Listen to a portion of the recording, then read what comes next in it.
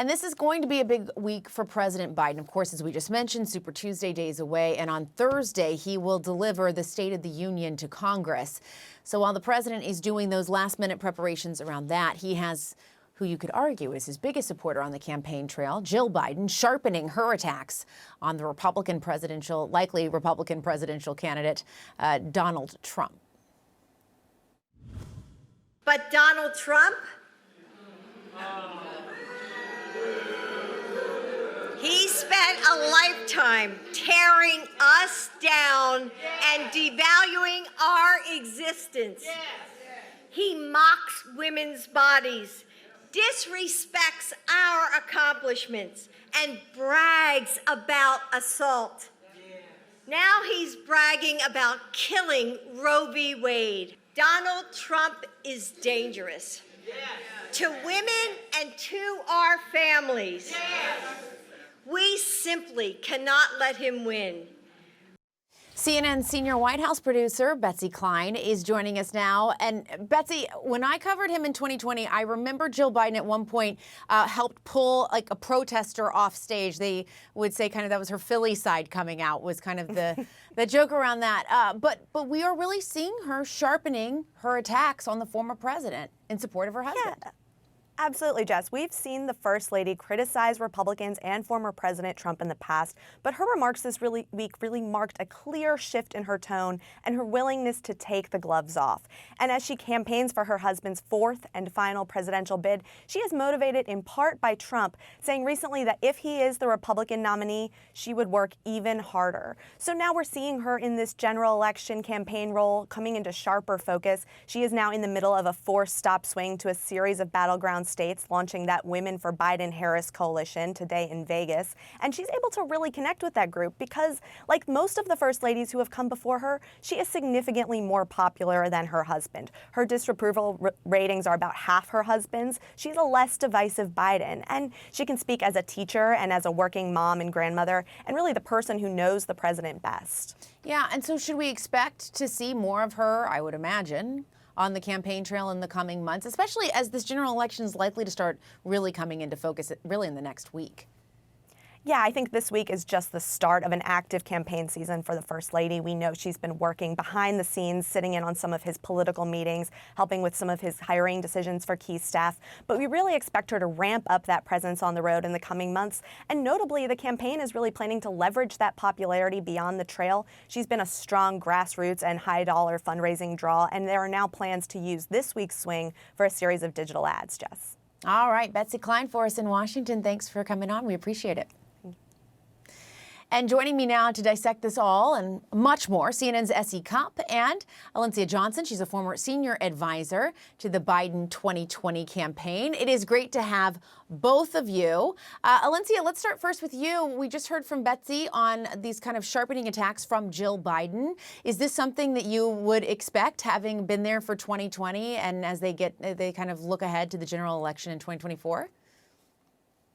Not only do I expect for this to continue to happen, for us to actually see more of Dr. Jill Biden on the campaign trail, I actually think it's a very smart strategy, given that a key part of the base that is frustrated with Republicans' assault on women's bodies and reproductive rights and abortion are young people and women who Dr. Biden, she speaks to, right? She speaks to as a mother, as a woman, as a teacher, all of those things. And she's able to bring a bit of calmness in the way that only a first lady can, because she's not the president, who can sometimes be a polarizing figure, but she has this way of embracing people, feeling like America's friend or mother, and having that plain speak conversation with folks is a smart strategy, especially around these issues of agency and autonomy on women's bodies and the existential threat that Donald Trump is on the next generation here in this country.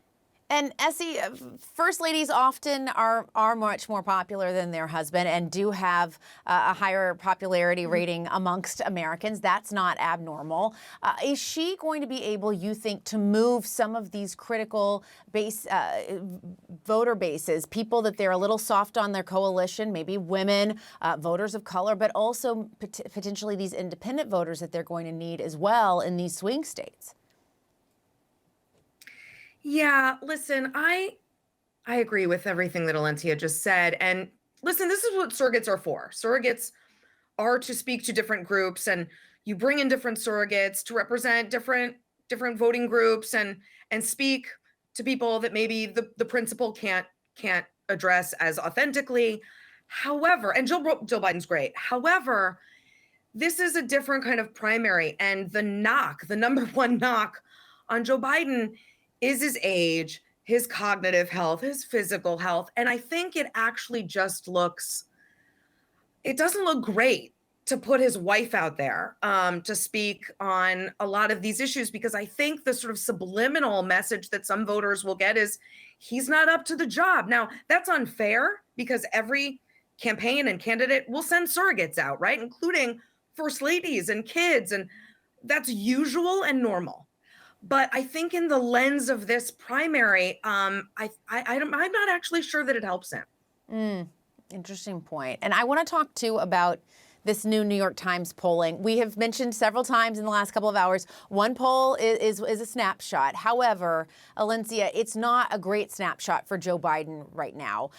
You see that just generally the horse race there for who would you support in the 2024 election? Well, this is among Hispanic voters, 46% Joe Biden, 40%. That's one key demographic Joe Biden is going to need to do much better with if he's going to win. It also showed that Biden is tied with Trump among women. Why do you think these core pieces of the Biden coalition are softening on him, at least according to these numbers? Well, listen, here's what I'll say about those polls. If the election was tomorrow, I would feel extremely worried versus the election being several months away, where I'm still worried, but there's a bit of time for us to use those polls, for Democrats to use those polls as information. I'm glad we're having this conversation that the Latino population, Black voters, young voters, progressive voters are frustrated with the Biden-Harris administration for whatever reasons they may be. But there are also a lot of achievements from this White House that they should be campaigning on a lot harder when it comes to working for those communities. I think these polls give the campaign the indication and the time that they need to go and build with those coalitions. That's what the uncommitted vote was for in a primary on Michigan, in order for the campaign to understand the gap that they have to make up. And so while those polls may seem discouraging, and I feel like we've been talking about those polls for over a year now, election day is still very far out. We've got to get through Super Tuesday, and then we've also got to get through the Democratic National Convention, where the party builds a platform on all of the pieces of the coalition that makes up the Democratic base. And so I actually look at these polls as an opportunity for us to see a way forward with these communities. And Essie, do you agree? Do you believe there is still time? I do think this is, and I want to know what you think about this, because these are two candidates that are so well defined and known by American voters, right? Does that play into this at all? Do you agree there's still time for Biden to make it up or for Trump to lose it in some places? For sure. I think Biden's problem is, in some cases, messaging, right? The economy is tough to message on because a lot of people don't feel like it's doing well. That's really tough, and it's a number one issue. On immigration, another number one issue, it's bad policy. And I've had Democrats tell me this sort of, off camera and privately, that like he just got bad facts on the border, and that's going to be really hard to reassure people in any amount of time unless he changes that policy. And there are other sort of tertiary issues. Israel is important. Crime is important. It's really tough to move those kind of titanic issues, overnight. And it's going to take time. I don't know that it's enough time, frankly, for Biden to do that. And for Trump, I mean, every day is another chance for Trump to dig himself into a deeper hole. And I think Nikki Haley's success, winning 40% of the Republican Party in a number of states, should be a huge warning sign for Donald Trump that he might not have a big enough base to win a general election. Even if he wins the nomination for the Republican Party, general is going to be real tough.